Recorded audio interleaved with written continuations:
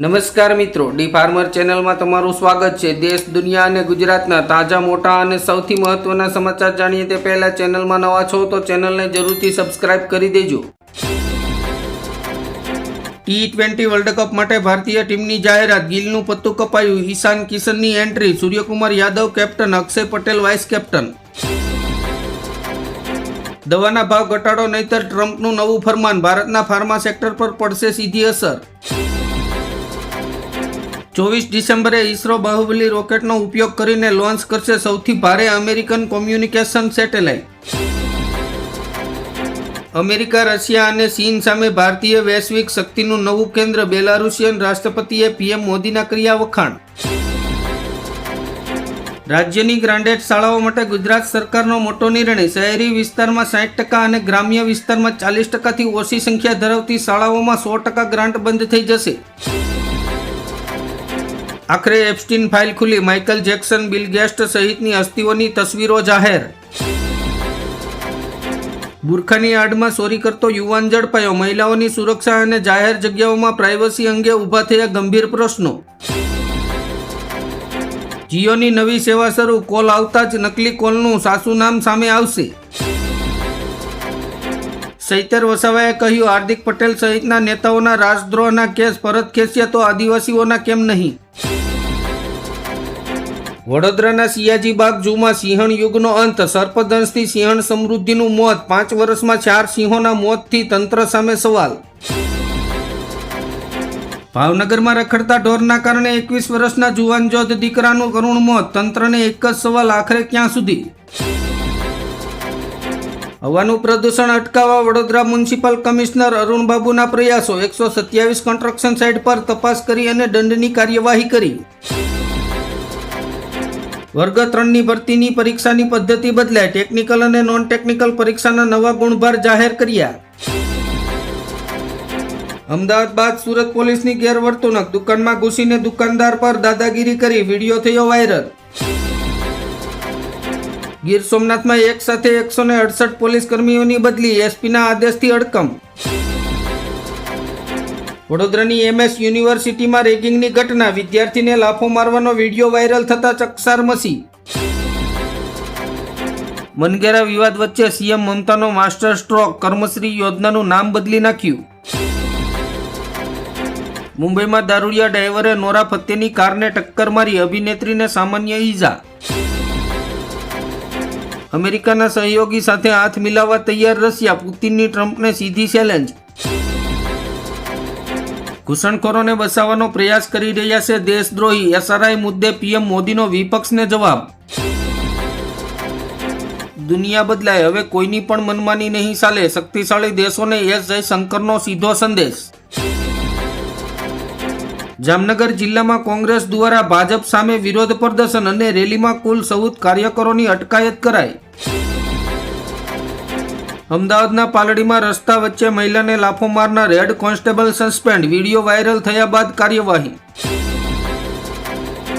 અમદાવાદ જિલ્લામાં 14,52,000થી વધુ મતદારોની બાદબાકી, કુલ 48,06,000નું ડિજિટાઇઝેશન કરવામાં આવ્યું। સરકારે મનગેરા પર બુલડોઝર ફેરવ્યું, અમે લડીશું, જીરામજી બિલ મુદ્દે સોનિયા ગાંધીના પ્રહાર। તમિલનાડુની અસમસ્તી ઘટના, પિતાના મોતથી પૈસા કમાવાનું તરકટ, 2 દીકરાઓ સહિત 6ની ધરપકડ। મહારાષ્ટ્રમાં તૂટ્યું મહાવિકાસ અઘડિયા ગઠબંધન, એકલા હાથે બીએમસી ચૂંટણી લડશે કોંગ્રેસ।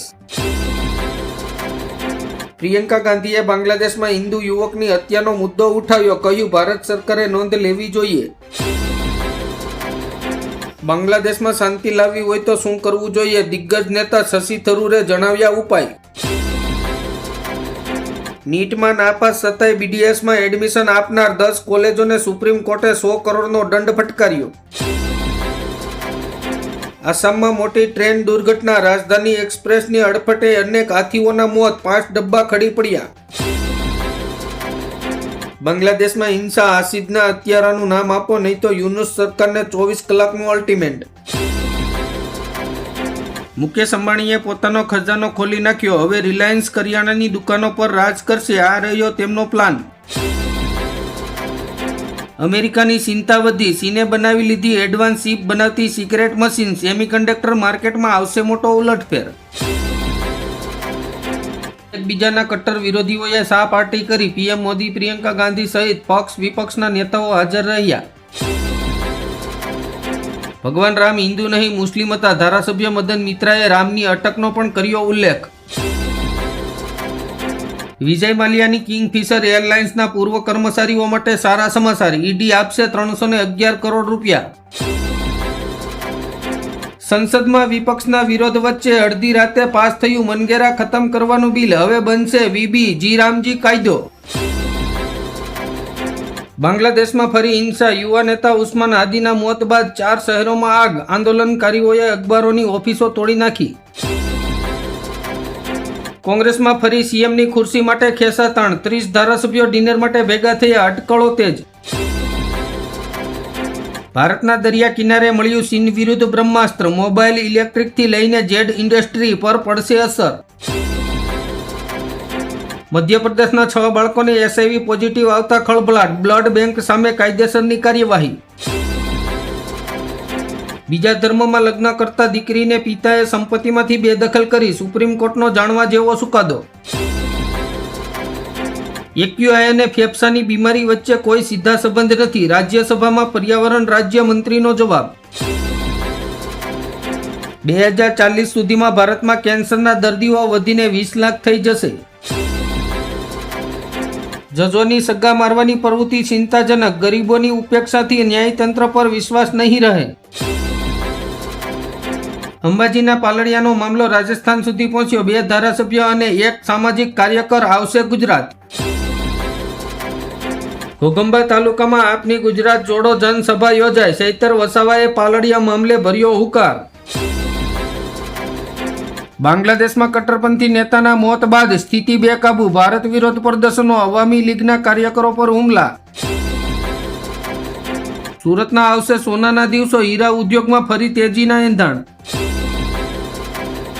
યુક્રેન પાસે હથિયારોની થઈ રહી છે અછત, આત્મસમર્પણ કર્યા સિવાય હવે નથી કોઈ વિકલ્પ, પત્રકાર પરિષદમાં બોલ્યા પુતિન. સિંધુ જળ સંધિને લઈને ફરી એકવાર બોખલાયું પાકિસ્તાન, ઈશાનદાર બોલ્યા પાણી રોક્યું તો યુદ્ધ સમાન પગલું માનીશું.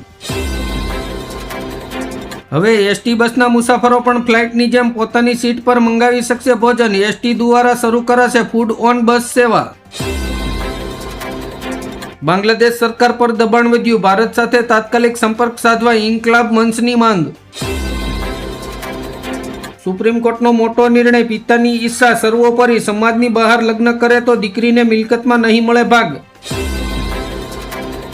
પ્રદર્શનકારીઓએ બાંગ્લાદેશના પૂર્વ શિક્ષણ મંત્રીનું ઘર ફૂંકી માર્યું, મંત્રીએ કહ્યું ભારતને ઉશ્કેરી રહી છે યુનુસ સરકાર.